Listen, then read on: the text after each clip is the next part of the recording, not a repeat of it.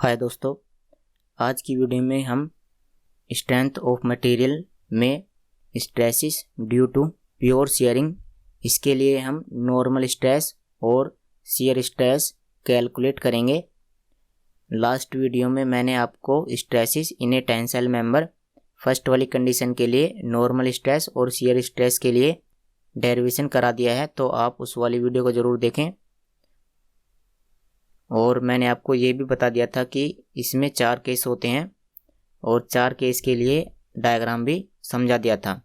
तो ये first case के लिए मैंने आपको डेरिवेशन कराया था। तो चलिए इसके लिए डेरिवेशन स्टार्ट करते हैं। Stresses due to pure shearing. तो प्योर शियरिंग का मतलब क्या होता है कि जब मेंबर पर केवल और केवल शियर फोर्स ही अप्लाई किया जाता है। तो मैं इसका डायग्राम बना लेता हूँ। जैसे कि ये हमारे पास मेंबर है और इस पर हमें केवल शियर फोर्स ही अप्लाई करने हैं। तो देखो ये क्या है, shear force tau x y, इसके अपोजिट में ऊपर की तरफ हमने टाउ एक्स वाई बनाया और एक इस तरह से इधर की तरफ टाउ एक्स वाई, और इसके अपोजिट डायरेक्शन में ऊपर वाले प्लेन पर टाउ एक्स वाई। और हम यहाँ पर एक ओब्लिक प्लेन बना लेते हैं।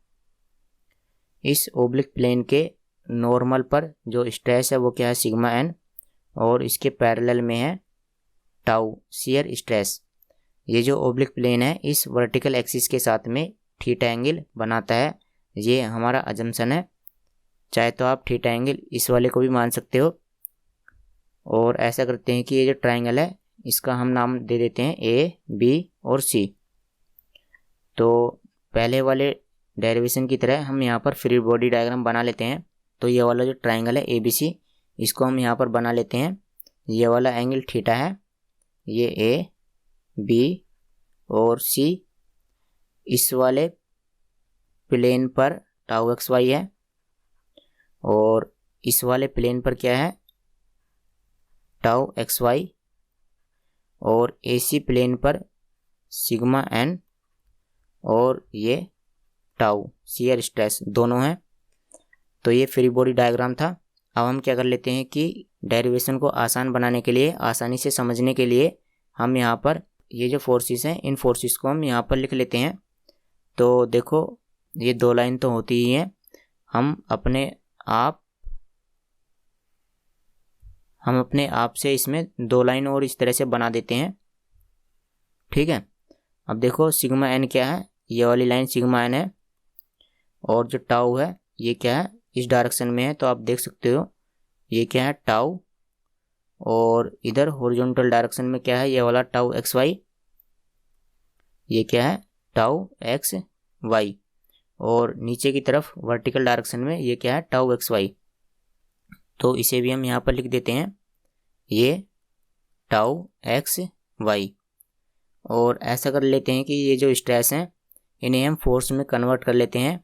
तो फोर्स में बदलने के लिए हम क्या करेंगे, यहाँ पर इनके एरिया से मल्टीप्लाई करेंगे, क्योंकि जो स्ट्रेस होता है वो क्या होता है, फोर्स अपॉन एरिया। तो फोर्स की वैल्यू फाइंड करने के लिए हम स्ट्रेस में एरिया से मल्टीप्लाई करेंगे। तो देखो सिग्मा एन, इसमें हम किससे मल्टीप्लाई करेंगे, जो सिग्मा एन है वो AC प्लेन पर अप्लाई है, तो AC प्लेन के एरिया से हम इसमें मल्टीप्लाई करेंगे। तो यहाँ पर हम AC से मल्टीप्लाई कर देंगे। और सेम इसी तरह से जो टाउ है शियर स्ट्रेस है वो भी AC प्लेन पर अप्लाई है, तो इसमें भी हम AC से मल्टीप्लाई करेंगे। और नीचे की तरफ जो टाउ एक्स वाई है ये वाला, इसमें हम AB से मल्टीप्लाई करेंगे। और ये जो टाउ एक्स वाई है इधर की तरफ हॉरिजॉन्टल डायरेक्शन में, इसमें हम BC से मल्टीप्लाई करेंगे। और यहाँ पर जो थीटा एंगल है उसे लिख लेते हैं। थीटा क्या है, angle between vertical axis and AC। तो ये एंगल कितना है, थीटा, इसकी हेल्प से हमने ये एंगल लिख दिया थीटा। और लास्ट वीडियो में मैंने आपको बता दिया था कि ये वाला एंगल थीटा किस तरह से आता है, वो किस तरह से आता है मैं आपको फिर से बता देता हूँ। ये थीटा, ये वाला कितना आएगा, 90 माइनस थीटा, क्योंकि ये वाला एंगल 90 है और 90 में से हम थीटा सब्ट्रैक्ट कर देंगे तो ये कितना आ जाएगा, 90 माइनस थीटा। अब आपको पता है कि ये जो सिग्मा एन है और ये जो टाउ है, इन दोनों के बीच में भी एंगल कितना है, ये 90, ये यहाँ पर एंगल है 90, और ये वाला एंगल हमें फाइंड करना है, और ये नीचे वाला एंगल हमें पता है कितना है, 90 माइनस थीटा, 90 माइनस थीटा। तो ये वाला एंगल फाइंड करने के लिए हम क्या करेंगे, 90 में से, इस सारे एंगल में से ये वाला एंगल सब्ट्रैक्ट कर देंगे। तो इस वाले एंगल की वैल्यू किस तरह से आएगी, हम 90 में से इसे सब्ट्रैक्ट कर देंगे। तो सब्ट्रैक्ट करने के बाद ये दोनों कैंसिल हो जाएंगे और इसकी वैल्यू आ जाएगी थीटा। तो ये थीटा है और इसकी हेल्प से हमने ये वाला एंगल थीटा लिख दिया। और ऐसा करते हैं कि हम ये जो लाइन है, ये जो एक्सिस है, इसे हम एक्स एक्सिस मान लेते हैं, और ये वाली जो लाइन है इसे हम वाई एक्सिस मान लेते हैं। तो अब हम इसे सोल्व करते हैं। तो यहाँ पर लिखते हैं कि summation f x equal to 0। इसका मतलब क्या है कि हम फोर्स को किस डायरेक्शन में रिजोल्व कर रहे हैं, एक्स डायरेक्शन में। एक्स डायरेक्शन का मतलब क्या है कि सिग्मा एन की डायरेक्शन। यहाँ पर देख सकते हो कि एक्स डायरेक्शन किसकी है, सिग्मा एन की। तो हम यहाँ पर लिख लेते हैं कि रिजोल्विंग द फोर्सेस, और जो सिग्मा एन है वो क्या है, एसी के परपेंडिकुलर है। तो resolving the forces perpendicular to oblique plane AC, perpendicular to oblique plane. तो चलिए इसकी वैल्यू लिखते हैं। तो इस डायरेक्शन में रिजोल्व करने के लिए, एक्स डायरेक्शन में रिजोल्व करने के लिए जितने भी फोर्स वाई डायरेक्शन में होंगे उनकी वैल्यू 0 रहेगी। तो टाउ क्या है, 0। तो ये तो हमें नहीं लेना है। तो हमारे पास 3 फोर्सेस बचते हैं, एक तो ये वाला, दूसरा ये, और तीसरा ये। केवल हमें इन तीनों को ही सोल्व करना है। तो एक्स डायरेक्शन में सबसे पहले हम इसे लिख लेते हैं, sigma n into A C, sigma n into A सी, और यहाँ पर माइनस साइन लगाते हैं। अब हम इसे ले लेते हैं। तो इसकी वैल्यू क्या आएगी, tau x y into B C into cos theta. ठीक है, हम इसे खींच करके इस एक्स एक्सिस पर लाएंगे। और कोस थीटा क्यों आएगा, क्योंकि इन दोनों के बीच में थीटा है। तो इसकी वैल्यू कितनी आएगी, tau x y into B C into cos theta. और अब ये वाले फोर्स को हम इस तरह से इसी एक्सिस यानी एक्स एक्सिस पर लाते हैं। तो क्या आएगा, tau x y into A B into sine theta. यहाँ पर साइन क्यों आएगा, क्योंकि इन दोनों के बीच में जो एंगल है वो थीटा नहीं है। तो इसे लिख लेते हैं minus tau x y into A B into sine theta. और अब तो यहाँ पर कोई भी नहीं है, इसकी वैल्यू तो 0 है, तो इक्वल टू 0।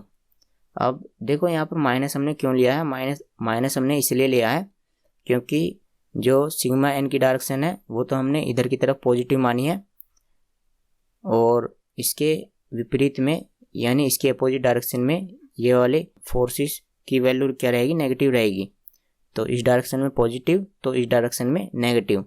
आपको पता है जैसे कि ये एक्स एक्सिस है, यहाँ पर वैल्यू क्या होती है, पॉजिटिव की होती हैं, और इधर की तरफ वैल्यू क्या होती है, नेगेटिव होती हैं। यहाँ +1 +2, यहाँ पर -1 -2। इसी तरह से इधर की तरफ ये सिग्मा एन की वैल्यू पॉजिटिव, और इधर की तरफ जो भी हमारे पास फोर्स हैं उनकी वैल्यू क्या रहेगी, नेगेटिव। तो चलिए इस वाली इक्वेशन को सोल्व करते हैं, और सोल्व करके नॉर्मल स्ट्रेसिस की वैल्यू फाइंड कर लेते हैं। तो देखो sigma n into A C equal to, इन्हें हम इक्वल साइन के बाद में ले जाते हैं, तो tau x y into B C into cos theta plus tau x y into A B into sine theta. ऐसा कर लेते हैं कि हम ए सी से डिवाइड कर देते हैं। तो tau x y into B C upon A C into cos theta plus tau x y into A B upon ये A C into sine theta. तो अपने वाले डायग्राम में देखिए कि बी सी अपॉन ए सी क्या होता है और ए बी अपॉन ए सी क्या होता है।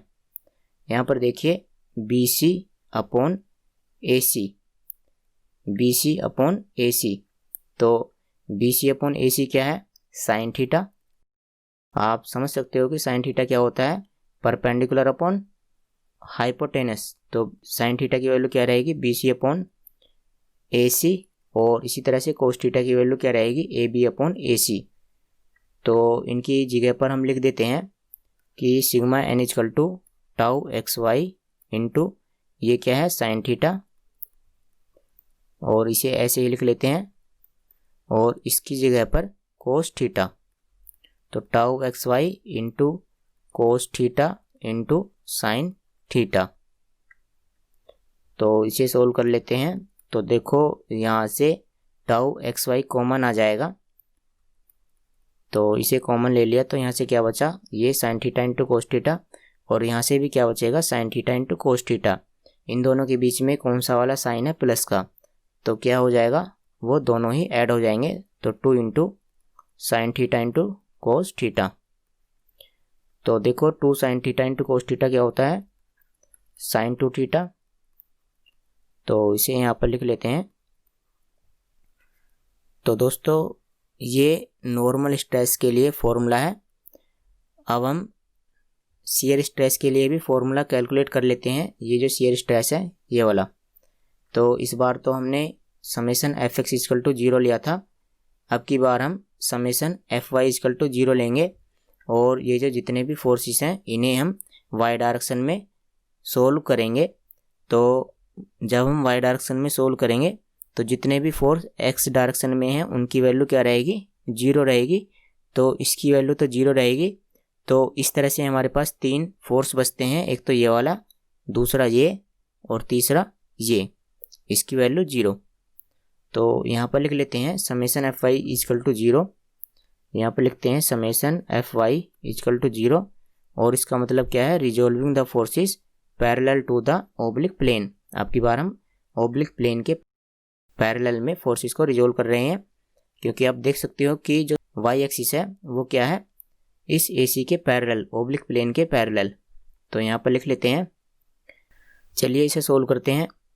तो सबसे पहले हम मान लेते हैं कि ये वाली डायरेक्शन पॉजिटिव है और ये वाली डायरेक्शन नेगेटिव है। इससे आप आसानी से समझ सकते हो। तो देखो टाउ इंटू AC, ये तो पॉजिटिव साइन के साथ आएगा। तो इसे लिख लेते हैं सबसे पहले टाउ इंटू AC।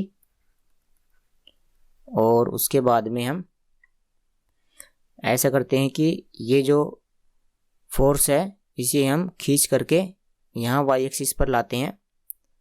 तो इसके साथ में क्या आएगा? पहली बात तो ये कोस थीटा आएगा, और दूसरी बात क्या आएगा? प्लस साइन आएगा, नेगेटिव नहीं आएगा।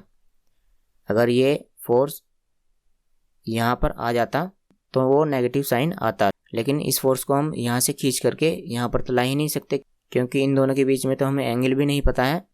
तो हम क्या करेंगे कि इस फोर्स को हम खींच करके यहाँ पर लाएंगे। तो tau x y into A B into cos theta, इसे लिख लेते हैं। और साइन क्या आएगा? प्लस का। तो tau x y into A B into cos theta. अब जो हमारे पास तीसरा वाला फोर्स बचा है tau x y into B C, इसको हम यहाँ पर ले आते हैं। तो tau x y into B C into sine theta, क्योंकि इन दोनों के बीच में एंगल नहीं गिवन है। तो tau x y into B C into sine theta. और आप ही बताइए कि यहाँ पर साइन कौन सा आएगा, प्लस या माइनस? तो यहाँ पर माइनस आएगा। तो चलिए इसे सोल्व कर लेते हैं और यहाँ से ये जो शियर स्ट्रेस है इसकी वैल्यू फाइंड कर लेते हैं। तो देखो tau into A C equal to, तो इन्हें हम इक्वल साइन के बाद में लिख लेते हैं। तो सबसे पहले इसे ही लिख लेते हैं। तो ये क्या हो जाएगा? पॉजिटिव हो जाएगा। तो tau x y into B C into sine theta, और ये वाला टर्म नेगेटिव। तो tau x y into A B into cos theta. और अगली लाइन में हम ए सी से डिवाइड करेंगे। तो tau equal to tau x y into B C upon A C into sine theta minus tau x y into A B upon A C into cos theta.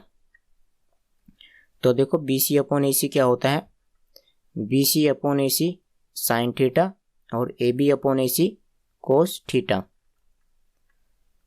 तो यहाँ पर लिख देते हैं tau equal to tau XY into ये क्या है sine theta, तो sign theta into sine theta क्या हो जाएगा साइन स्क्वायर थीटा, और इधर की तरफ ये क्या हो जाएगा कोस स्क्वायर थीटा। तो देखो यहाँ पर कॉमन क्या आ रहा है टाउ XY, तो यहाँ से टाउ XY कॉमन ले लेते हैं और नेगेटिव का तो क्या बचेगा कोस स्क्वायर थीटा और ये साइन स्क्वायर थीटा। तो देखो ये किसका फॉर्मूला होता है, कोस 2 थीटा का फॉर्मूला होता है। तो हम यहाँ पर लिख लेते हैं tau equal to minus tau XY into cos 2 theta. तो ये शियर स्ट्रेस की वैल्यू है और ये नेगेटिव में ही आएगी, यहाँ पर नेगेटिव साइन है।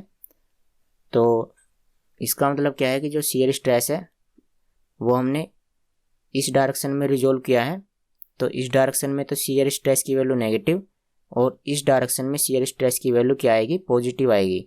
ठीक है, जिस तरह से हम मान करके चले हैं उस तरह से तो शियर स्ट्रेस की वैल्यू क्या है नेगेटिव है।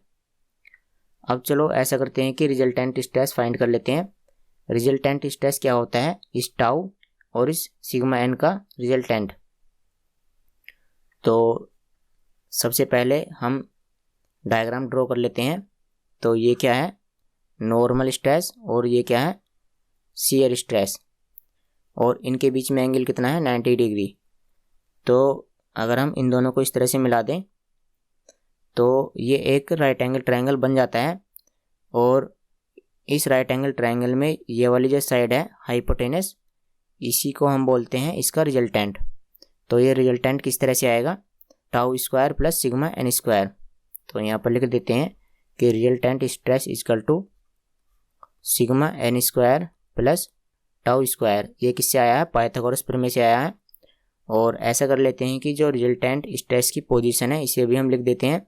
तो पोजीशन लिखने के लिए हम क्या करेंगे कि यहाँ पर एंगल मान लेते हैं फाई, और tan फाई कितना आएगा, tan क्या होता है परपेंडिकुलर अपॉन बेस। तो परपेंडिकुलर कितना है टाउ और बेस कितना है ये सिग्मा एन।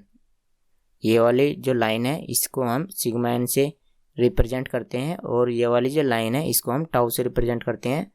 तो परपेंडिकुलर अपॉन बेस, बेस कितना है सिग्मा एन। तो यहाँ से फाई की वैल्यू कितनी आ जाएगी tan inverse tau upon sigma n. तो दोस्तों आज की वीडियो में इतना ही। यदि आप PDF डाउनलोड करना चाहते हो तो टेलीग्राम ग्रुप ज्वाइन कर सकते हो। टेलीग्राम ग्रुप का नाम है कूल टेक्निक्स। और इससे अगली वाली वीडियो में हम जो थर्ड केस है उसका नाम क्या है देखो मैं आपको दिखाई देता हूँ। जो थर्ड केस है two mutually perpendicular direct stresses, इसके लिए हम नॉर्मल स्ट्रेस और शियर स्ट्रेस कैलकुलेट करेंगे। तो आज की वीडियो में इतना ही, जल्द ही मिलते हैं अगली वाली वीडियो में। Thanks for watching the video.